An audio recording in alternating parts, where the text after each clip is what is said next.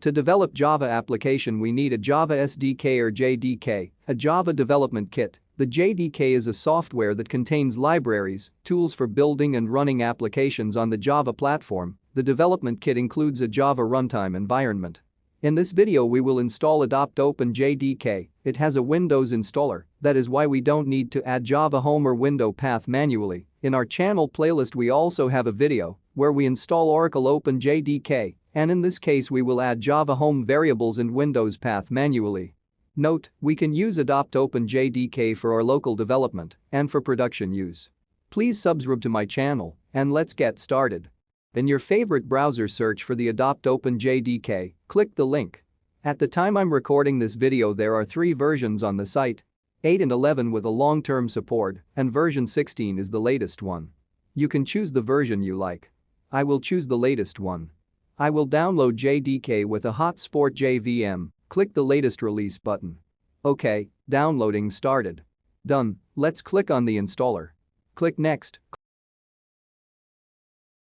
Click the checkbox and click next, click set Java home variable and select will be installed on local hard drive in the context menu.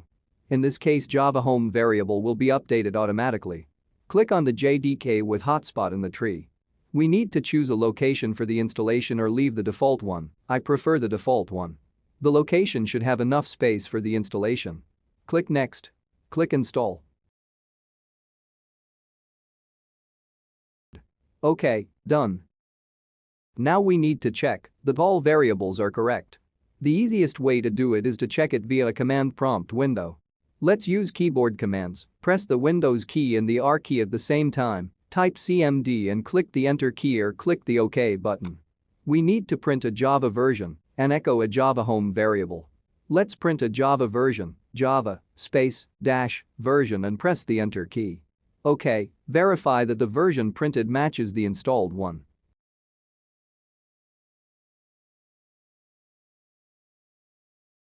Let's print a Java home variable. OK, check that it matches the installation path we used during the installation. If the window path or Java home variables are incorrect, then possibly you already had Java installed. In this case you need either update variables manually or uninstall the previous versions. So JDK was installed. See you in next videos. If any questions just ask me in comments. Subscribe to my channel to not to miss new videos.